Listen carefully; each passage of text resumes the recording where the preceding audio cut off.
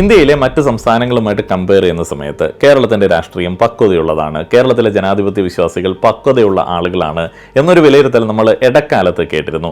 കുറഞ്ഞ വർഗീയ സംഘർഷങ്ങൾ, ഉയർന്ന സാക്ഷരത, ശക്തമായിട്ടുള്ള സാമൂഹിക പരിഷ്കരണ പ്രസ്ഥാനങ്ങൾ, പിന്നെ മതത്തേക്കാൾ ഉപരിയായിട്ട് വർഗ രാഷ്ട്രീയത്തിലും ക്ഷേമ പ്രവർത്തനത്തിലും അധിഷ്ഠിതമായിട്ടുള്ള ഒരു രാഷ്ട്രീയ സംസ്കാരം.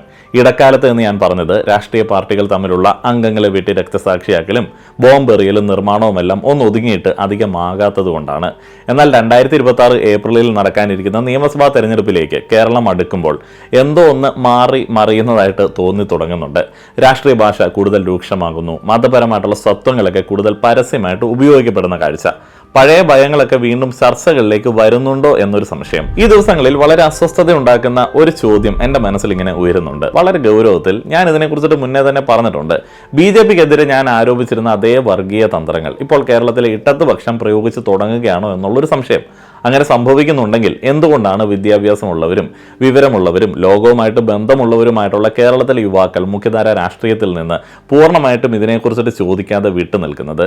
ഈ വീഡിയോ ഒരു പാർട്ടിയും ആക്രമിക്കാനായിട്ടുള്ളതല്ല, മറിച്ച് കൃത്യമായിട്ടുള്ള ഉദാഹരണങ്ങളിലൂടെയും രേഖപ്പെടുത്തിയ സംഭവങ്ങളിലൂടെയും വിശ്വസനീയമായിട്ടുള്ള സ്രോതസ്സുകളുടെ അടിസ്ഥാനത്തിൽ മാത്രം ചില കാര്യങ്ങളൊന്ന് പറഞ്ഞു പോവുക എന്നുള്ളത് മാത്രമാണ് എൻ്റെ ഉദ്ദേശം. കേരളത്തിൻ്റെ ഈ രാഷ്ട്രീയപരമായിട്ടുള്ള ഒരു മാറ്റത്തെ മനസ്സിലാക്കുന്നത് ഈ ഒരു ഘട്ടത്തിൽ വളരെ അത്യാവശ്യമാണെന്ന് ഞാൻ വിചാരിക്കുകയാണ്. വർഷങ്ങളോളം ഇന്ത്യയിലെ വർഗീയ ധ്രുവീകരണം BJP എന്ന രാഷ്ട്രീയ ശക്തിയുമായിട്ടാണ് നമ്മൾ ബന്ധപ്പെടുത്തിയിരുന്നത്. തന്ത്രം പരിചിതമായിരുന്നു. മറ്റുള്ളവരെ കുറിച്ചിട്ടുള്ള ഭയം സൃഷ്ടിക്കുക, മതപരമായിട്ടുള്ള സ്വത്ത് ഉപയോഗിച്ച് ആളുകളെ സംഘടിപ്പിക്കുക, വൈകാരികമായിട്ട് അരക്ഷിതാവസ്ഥ ഉണ്ടാക്കി അതിലൂടെ വോട്ടുകൾ ഏകീകരിക്കുക. ഈ തന്ത്രം പൂർണ്ണമായിട്ട് വിജയിക്കാത്ത ഒരു സംസ്ഥാനമായിട്ടാണ് കേരളം പലപ്പോഴും ചൂണ്ടിക്കാണിക്കപ്പെട്ടിരുന്നത്. എന്നാൽ തിരഞ്ഞെടുപ്പ് അടുത്തു വരുമ്പോൾ വർഗീയ ധ്രുവീകരണത്തിന്റെ അടയാളങ്ങൾ അവഗണിക്കാൻ കഴിയാത്ത വിധം വർദ്ധിച്ച് വരികയാണ്. നിങ്ങളത് പലയിടങ്ങളിൽ നിന്നായിട്ട് ഇപ്പോൾ തന്നെ ശ്രദ്ധിച്ചിട്ടുണ്ടാവും. ഭരണപക്ഷമായിട്ടുള്ള ഇടതുപക്ഷത്തിന്റെ രാഷ്ട്രീയ സന്ദേശങ്ങളോട് ചേർന്ന് നിൽക്കുന്ന ശബ്ദമായിട്ട് SNDP general secretary Vellappally Natesan മാറുന്നത് ഇതിന്റെ ശ്രദ്ധേയമായിട്ടുള്ള ഒരു ഉദാഹരണമാണ്. UDF അധികാരത്തിൽ തിരിച്ചെത്തിയാൽ കേരളം ഭരിക്കുന്നത് മുസ്ലിം ലീഗ് ആയിരിക്കും എന്ന് വെള്ളാപ്പള്ളി നടേശൻ പരസ്യമായിട്ട് പ്രസ്താവിച്ചത് നിങ്ങൾ കേട്ടതാണ്. എന്താ കുഴപ്പം? ഇനിയും നയിക്കട്ടെ, മൂന്നാമതും നയിക്കട്ടെ, അതിന് എന്താ കുഴപ്പം? ഞാൻ വിചാരിച്ചോട്ടെ, ഈ 10 കൊല്ലം ഇവിടെ ഒരു മാറാട് കലാപം ഉണ്ടായ മിഷനെ വർഗീയ കലാപം ഉണ്ടായോ?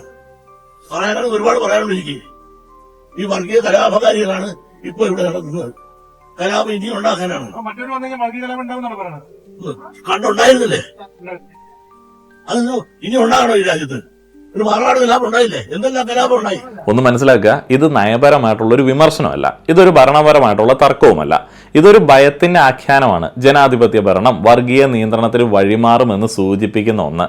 വെള്ളാപ്പള്ളി അവിടെ നിർത്തിയില്ല. കഴിഞ്ഞ 10 വർഷത്തെ LDF ഭരണത്തിൽ വർഗീയ ലഹളകൾ ഉണ്ടായിട്ടില്ല എന്ന് സമ്മതിക്കുമ്പോൾ തന്നെ ഹിന്ദു ഐക്യം ദുർബലമായെന്ന് അദ്ദേഹം ആരോപിച്ചു. തുടർന്ന് അദ്ദേഹം ഒരു ആഹ്വാനം നൽകി, ജാതി മത ഭേദമന്യേ ഹിന്ദുക്കളും ക്രിസ്ത്യാനികളും ഒന്നിച്ചു നിൽക്കണം.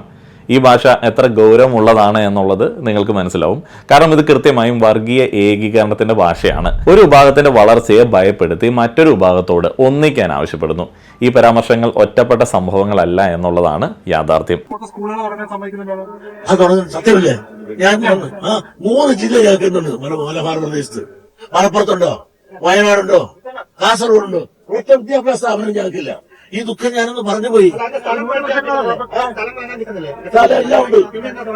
അനുവാദം സർക്കാരിന്റെ ഇപ്പോഴത്തല്ല, അന്ന് ഞങ്ങള് റിപ്പോർട്ട്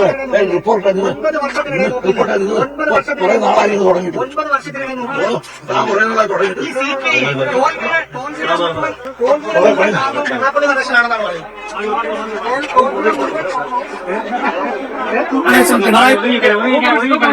ജനുവരി ആദ്യം CPIM നേതാവ് AK ബാലൻ നടത്തിയ ഒരു പ്രസ്താവന ആശങ്കകൾ വീണ്ടും വർദ്ധിപ്പിക്കുന്നത് തന്നെയാണ്. UDF അധികാരത്തിൽ വന്നാൽ ആഭ്യന്തര വകുപ്പ് ജമാഅത്ത് ഇസ്ലാമിക്ക് കൈമാറുമെന്ന് അദ്ദേഹം അവകാശപ്പെട്ടു. തുടർന്ന് അദ്ദേഹം ഒരു മുന്നറിയിപ്പ് നൽകി, അത്തരമൊരു സാഹചര്യം മാറാട് മോഡൽ ലഹളകൾക്ക് കാരണമാകുമെന്ന്. ഏതെങ്കിലും തെരഞ്ഞെടുപ്പിൽ സാധാരണ നിലയിൽ ഒരു 2%, 3% വോട്ട് BJPക്ക് വർദ്ധിക്കും. ഈ തെരഞ്ഞെടുപ്പിലും താങ്കൾ കണ്ട് ശതമാനം കുറയല്ലേ, ഇത് വർദ്ധിച്ചിട്ടില്ലല്ലോ. എന്നാൽ വേറൊരു പ്രതിഭാസമുണ്ട്, അത് കോൺഗ്രസ് മനസ്സിലാക്കേണ്ടതാണ്. ഈ 50 സീറ്റ് തിരുവനന്തപുരം കോർപ്പറേഷനിൽ കിട്ടിയതിൽ റിപ്പോർട്ടുകൾ സൂചിപ്പിക്കുന്നത് 41 എണ്ണത്തിൽ മൂന്നാം സ്ഥാനത്താണ് കോൺഗ്രസ്. ഒരു പഞ്ചായത്തിലാണെങ്കിൽ ഹോൾസെയിലായി BJP വിഴുങ്ങി ഇവരെ. അപ്പൊ ഏതെങ്കിലും രൂപത്തിൽ UDF ആണ് അധികാരത്തിൽ വരുന്നതെങ്കിൽ BJPയെ സംബന്ധിച്ചിടത്തോളം 2 ദിവസം കൊണ്ടത് സ്വാഹമാക്കും. അതുകൂടി നമ്മുടെ കേരളം മലയാളി ഗൗരവത്തിൽ പരിശോധിക്കേണ്ടതാണ്. മാത്രമല്ല കേരളം ഭരിക്കാൻ ഞാൻ പറഞ്ഞല്ലോ ജമാഅത്തെ ആയിരിക്കും അഭ്യന്തരം കൈകാര്യം ചെയ്യുക, അവരാണ് അധികാരത്തിൽ വരുന്നത്. അപ്പൊ ഒരു മാറാടും 2ാം മാറാടും എന്നല്ല ഉണ്ടാവുക. അതിന് പറ്റിയ സമീപനമാണ് ലീഗ് സ്വീകരിക്കുന്നത്, അതിന് പറ്റിയ സമീപനമാണ് RSS സ്വീകരിക്കുന്നത്. ഇതെന്താണ് അർത്ഥം വെക്കുന്നത് എന്ന് നമുക്ക് വ്യക്തമായിട്ട് പരിശോധിക്കാം. മാറാട് എന്നത് നിസ്സാരമായിട്ടുള്ള ഒരു പരാമർശമല്ല, അതൊരു വലിയ മുറിവായിട്ട് കേരളത്തിന്റെ സാമൂഹിക മനസ്സിലുണ്ട്. മാറാട് സംഭവത്തെ വീണ്ടും ഉദ്ധരിക്കുന്നത് ഭയം വീണ്ടും ജനിപ്പിക്കുക എന്നുള്ള ഉദ്ദേശത്തോടെയാണ്. വർഗീയ ആഘാതങ്ങളെ പുനരുജ്ജീവിപ്പിക്കുന്നു എന്നുള്ള ഒരു ഉദ്ദേശവും കൂടെ അതിലുണ്ട് എന്ന് ഞാൻ വിശ്വസിക്കുകയാണ്. അക്രമത്തിന്റെ സാധ്യതകളെ സൂചിപ്പിക്കുകയാണ്. സീനിയർ നേതാക്കൾ തെരഞ്ഞെടുപ്പ് കാലത്ത് ഇത്തരം ബിംബങ്ങൾ ഉപയോഗിക്കുന്നത് നിഷ്പക്ഷമായിട്ടുള്ള അഭിപ്രായ പ്രകടനമല്ല, അതൊരു വൈകാരികമായിട്ടുള്ള വോട്ട് ബാങ്ക് രാഷ്ട്രീയമാണ്. ഇടതുപക്ഷത്തിന്റെ പ്രത്യയശാസ്ത്ര അടിത്തറ വ്യത്യസ്തമാണെങ്കിലും BJPയുടെ രാഷ്ട്രീയ വ്യാകരണമാണ് അവർ ഇപ്പോൾ കടമെടുക്കുന്നത് എന്ന് വിമർശകർ വാദിക്കുന്നത് സത്യം തന്നെയായിട്ട് എനിക്ക് തോന്നാറുണ്ട്. അത്തരത്തിലുള്ള പ്രയോഗങ്ങൾ വർഗീയ ഭയത്തെ ഒരു സാധാരണ തെരഞ്ഞെടുപ്പ് തന്ത്രമായിട്ട് മാറ്റിയെടുക്കുന്നുവെന്ന് ഞാൻ പറഞ്ഞതല്ല, ഔട്ട്ലുക്ക് ഇന്ത്യയിലെ രാഷ്ട്രീയ നിരീക്ഷകർ മുന്നറിയിപ്പ് നൽകിയതാണ്.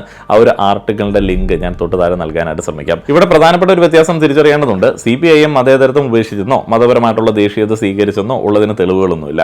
ഇതൊരു പ്രത്യയശാസ്ത്രപരമായിട്ടുള്ള മാറ്റവുമല്ല, ഇതൊരു തെരഞ്ഞെടുപ്പ് തന്ത്രമാണ്, തെരഞ്ഞെടുപ്പ് തന്ത്രം മാത്രമാണ്. പുതിയ രാഷ്ട്രീയ ശക്തികൾ തങ്ങളുടെ വോട്ട് ബാങ്കിനെ ഭീഷണിപ്പെടുത്തുമ്പോൾ പഴയ പാർട്ടികൾ പലപ്പോഴും സ്വീകരിക്കുന്ന രീതികളായിട്ട് നമുക്കിതിനെ വേണമെങ്കിൽ നോക്കിക്കാണാം. ഭാഷ ഘടിപ്പിക്കുക, സ്വത്ത് നേതാക്കളുമായിട്ട് മത നേതാക്കളുമായിട്ടൊക്കെ അടുക്കുക, തെരഞ്ഞെടുപ്പിനെ നിലനിൽപ്പിനുള്ള പോരാട്ടമായിട്ട് ചിത്രീകരിക്കുക. ഈ തെരഞ്ഞെടുപ്പ് നമ്മുടെ സമുദായത്തിന്, നമ്മുടെ കൂട്ടത്തിന് നിർണായകമാണ് എന്നുള്ളൊരു ചിന്ത ജനിപ്പിക്കുക. ഇത് വെറും ഒരു തെരഞ്ഞെടുപ്പ് തന്ത്രമായിട്ട് മാത്രം കണ്ടു തള്ളാൻ പറ്റില്ല. ഇതിലൊരു അപകടമുണ്ട്. ഭയം എന്നത് പ്രചാരണ ഭാഷയായിട്ട് അംഗീകരിക്കപ്പെട്ട് കഴിഞ്ഞാൽ പിന്നെ ഉദ്ദേശശുദ്ധിക്ക് സ്ഥാനമില്ല, അതിൻ്റെ ആഘാതം മാത്രമാണ് അവശേഷിക്കുക. ആ ആഘാതം ഏറ്റവും കൂടുതൽ അനുഭവിക്കുന്നത് ഇവിടുത്തെ യുവതലമുറയാണ്.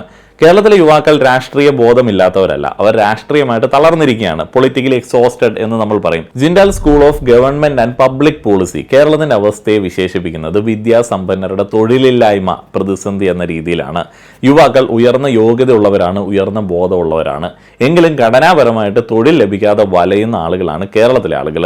വിദേശത്തേക്ക് കുടിയേറാൻ തയ്യാറെടുക്കുന്ന അല്ലെങ്കിൽ അതിജീവനത്തിനായി ഫ്രീലാൻസിങ് ചെയ്യുന്ന ഒരു 23 വയസ്സുകാരന് താഴെ പറയുന്ന ചർച്ചകൾ ആരാരെ നിയന്ത്രിക്കുന്നു, ഏതു ഭാഗം ആധിപത്യം സ്ഥാപിക്കുന്നു, ആരാരെ പേടിക്കണം, ഇതൊക്കെ യാഥാർത്ഥ്യവുമായിട്ട് യാതൊരുവിധ ബന്ധവുമില്ലാത്തതാണ്. Centre for public policy research നടത്തിയ യൂത്ത് വോയിസ് ഓഫ് കേരള 2.0 ഇതിനെ ശരിവെക്കുന്നുണ്ട്.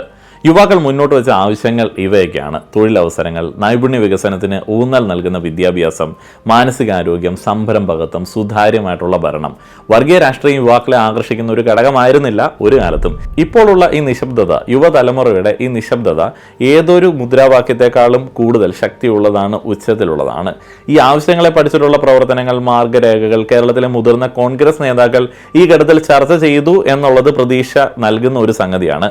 ഈ കഴിഞ്ഞ ദിവസം പ്രതിപക്ഷ നേതാവ് VD സതീശന്റെ ഒരു ഇന്റർവ്യൂ ബൈജൻ നായരുടെ ചാനലിൽ കണ്ടു. അദ്ദേഹത്തിനൊക്കെ അതിനെക്കുറിച്ചൊരു കൃത്യമായിട്ടുള്ള പ്ലാൻ ഉണ്ട് എന്നുള്ളത് നിലവിലത്തെ ഒരു ഇലക്ഷൻ മുൻനിർത്തി ആണ് എന്നുണ്ടെങ്കിലും നമ്മൾ ശ്രദ്ധേയമായിട്ട് നോക്കി കാണേണ്ടത് തന്നെയാണ്. യുവാക്കൾക്ക് ഇപ്പോൾ രാഷ്ട്രീയത്തിൽ താല്പര്യമില്ല എന്നൊരു അമ്മാവൻ ടോക്ക് നമ്മൾ സ്ഥിരമായി അടിക്കാറുണ്ട്. എന്നാൽ അതിൽ യാതൊരുവിധ കഴമ്പുമില്ല എന്നുള്ളതാണ്, അത് തികച്ചും തെറ്റാണ് എന്നുള്ളതാണ് യാഥാർത്ഥ്യം. ലേഡൻ യൂണിവേഴ്സിറ്റിയുടെ ഒരു പഠനം സൂചിപ്പിക്കുന്നത് യുവാക്കൾ രാഷ്ട്രീയത്തിൽ നിന്ന് വിട്ടു നിൽക്കുകയല്ല, മറിച്ച് മറ്റൊരു രീതിയിൽ ഇടപെടുകയാണ് എന്നുള്ളതാണ്. നമ്മളെല്ലാവരും ആ ഒരു രീതിയിൽ ഇടപെടുന്ന ആളുകളാണ്. അവർ പ്രതികരിക്കുന്നത് സോഷ്യൽ മീഡിയയിലൂടെയാണ്, വിഷയാധിഷ്ഠിതമായിട്ടുള്ള പ്രതിഷേധങ്ങൾ വഴിയാണ്. കൂടുതലും പരിസ്ഥിതിയുമായി ബന്ധപ്പെട്ട കാര്യങ്ങളിലൊക്കെ അവർ ഇടപെടുന്നതൊക്കെ അവരുടെ രാഷ്ട്രീയമായിട്ട് എടുത്ത് കാണേണ്ടത് തന്നെയാണ്. ക്യാമ്പസ് രാഷ്ട്രീയമൊക്കെ കാര്യമായിട്ട് കുറയുന്നുണ്ട് എന്ന് പറയുന്ന സമയത്ത് തന്നെ അവർ പാർട്ടി കേഡറുകളിൽ ചേരാത്തതിന് കൃത്യമായിട്ടുള്ള കാരണങ്ങളുണ്ട്.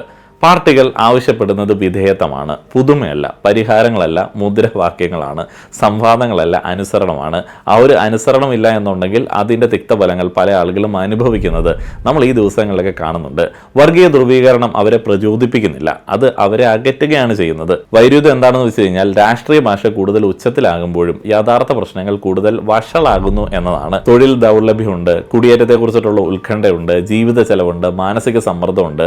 കേരള കോളിംഗ് പോലുള്ള സർക്കാർ പ്രസിദ്ധീകരണങ്ങൾ ക്ഷേമ പദ്ധതികളെയും യൂത്ത് മിഷനുകളെയും കുറിച്ചിട്ടൊക്കെ സംസാരിക്കുന്നുണ്ട്.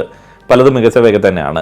എന്നാൽ യുവാക്കൾ ഭരണത്തെ അളക്കുന്നത് ബലങ്ങളിലൂടെയാണ്, ബ്രോഷറുകളിലൂടെ അല്ല എന്നുള്ളതും നമ്മൾ മനസ്സിലാക്കേണ്ടതാണ്. യുവതലമുറ അവരുടെ പ്രശ്നങ്ങൾ പങ്കുവെക്കാനായിട്ട് ശ്രമിക്കുന്ന സമയത്ത്, അവരവരുടെ ആദികൾ പങ്കുവെക്കുന്ന സമയത്ത് വളരെ സിമ്പിളായിട്ടുള്ള ഒരൊറ്റ കാര്യത്തിലേക്കാണ് എത്തുന്നത്. എങ്ങനെ മാന്യമായിട്ടുള്ള ഉപജീവന മാർഗം സൃഷ്ടിക്കാം, എങ്ങനെ സ്വന്തം നാട്ടിൽ മാന്യമായിട്ട് ജീവിക്കാം. എന്നാൽ ഒരു കൂട്ടം ആളുകൾ രാഷ്ട്രീയ ഭാവി സുരക്ഷിതമാക്കാം, കേരളത്തിലെ ജനങ്ങളെ രക്ഷിക്കാമെന്ന് പറയുന്ന ആളുകൾ നമ്മളോട് പറയുകയാണ്, ആരെ പേടിക്കണമെന്ന് ഞങ്ങൾ പറയാം, ആരുടെ വിശ്വാസം സംരക്ഷിക്കുമെന്ന് ഞങ്ങൾ കാണിച്ചു തരാം. ഈ ഒരു ഭയമാണ് അവർ ഇൻജെക്ട് ചെയ്യുന്നത്. നമുക്ക് പ്രധാന ചോദ്യത്തിലേക്ക് മടങ്ങാം. കേരളത്തിലെ ഇടതുപക്ഷം BJP ശൈലിയിലുള്ള വർഗീയ രാഷ്ട്രീയം അനുകരിക്കുകയാണോ? പ്രത്യയശാസ്ത്രപരമായിട്ടല്ല, എന്നാൽ തന്ത്രപരമായിട്ട് അങ്ങനെ സംഭവിക്കുന്നുണ്ട് എന്നുള്ളത് ഈ ദിവസങ്ങളിലെ ചില പരാമർശങ്ങളിൽ നിന്നടക്കം വ്യക്തമാണ്. സ്വാധീനമുള്ള നേതാക്കളുടെ പ്രസ്താവനകൾ, വർഗീയ ഏകീകരണത്തിനുള്ള ആഹ്വാനങ്ങൾ, ഭയത്തിലധിഷ്ഠിതമായിട്ടുള്ള മുന്നറിയിപ്പുകൾ എന്നിവ ആശങ്കാജനകമായിട്ടുള്ള ഒരു പ്രവണതയാണ്. കേരളത്തിലെ യുവതലമുറ ഇതെല്ലാം ശ്രദ്ധിക്കുന്നുണ്ട്. നിശബ്ദമായിട്ട്, വിമർശനാത്മകമായിട്ട്, കൂടുതൽ അകലത്തിൽ നിന്നുകൊണ്ട് ഇതെല്ലാം നോക്കിക്കാണുന്നുണ്ട്. വളരെ ട്രഡീഷണൽ ആയിട്ടുള്ള കയ്യൂക്ക് ഉള്ള ആ ഒരു രാഷ്ട്രീയ പ്രവർത്തകരുടെ പ്രഹസനങ്ങൾ കൊണ്ട്, പ്രകടനങ്ങൾ കൊണ്ട് ഈ ഒരു തെരഞ്ഞെടുപ്പ് അതിജീവിക്കാമെന്ന് ഞാൻ വിചാരിക്കുന്നില്ല. 2026 തെരഞ്ഞെടുപ്പ് വരുമ്പോൾ അവിടെ ഉള്ള ഏറ്റവും പ്രധാനപ്പെട്ട ചോദ്യം ഏത് പാർട്ടി ജയിക്കുമെന്നതല്ല, മറിച്ച് യുവതലമുറ എങ്ങനെ ഈ ഒരു തെരഞ്ഞെടുപ്പിനെ നോക്കിക്കാണും എന്നുള്ളതാണ്. അവരവരുടെ ജനാധിപത്യപരമായിട്ടുള്ള രാഷ്ട്രീയപരമായിട്ടുള്ള വിശ്വാസം ഉപേക്ഷിക്കുക എന്നുള്ളതാണ്. കേരളത്തിന് വേണ്ടത് കൂടുതൽ ഉച്ചത്തിലുള്ള സ്വത്ത രാഷ്ട്രീയമൊന്നുമല്ല, പകരം വ്യക്തമായിട്ടുള്ള കാഴ്ചപ്പാടുള്ള ഒരു നേതൃത്വമാണ്. വിശ്വസനീയമായിട്ടുള്ള തൊഴിൽ മാർഗ്ഗങ്ങൾ വേണം, സത്യസന്ധമായിട്ടുള്ള നേതൃത്വ നിര ഉണ്ടാവണം, വളരെ ട്രാൻസ്പെറൻ്റ് ആയിട്ടുള്ള ഡെവലപ്മെൻറ്റ് ആക്ടിവിറ്റീസ്, ഫ്യൂച്ചർ പ്ലാന് എല്ലാം നമുക്ക് വേണം. ഇതെല്ലാം നമ്മളെ പറഞ്ഞ് കൺവിൻസ് ചെയ്യാൻ പറ്റുന്ന, അറ്റ്ലീസ്റ്റ് ഇതിനെക്കുറിച്ചിട്ട് ഞങ്ങൾ ചിന്തിച്ചിട്ടുണ്ട്, ഞങ്ങൾക്ക് അങ്ങനെ ഒരു കാഴ്ചപ്പാടുണ്ട് എന്നെങ്കിലും പറയുന്ന, അങ്ങനെയെങ്കിലും പറഞ്ഞ് നമ്മളെ കൺവിൻസ് ചെയ്യുന്ന ഒരു കൂട്ടം ആളുകൾ വിജയിക്കുമെന്നുള്ളതാണ് ഞാൻ പ്രതീക്ഷിക്കുന്നത്. എന്താണെങ്കിലും ഒരു ഭരണമാറ്റത്തിനുള്ള സമയമായി എന്നുള്ളത് അത് ഉറപ്പായിട്ടും അത് എൻ്റെ വ്യക്തിപരമായിട്ടുള്ളൊരു നിലപാടായിട്ട് തന്നെ ഞാൻ പറയുകയാണ്. നിങ്ങളുടെ അഭിപ്രായങ്ങൾ പറയുക. നന്ദി.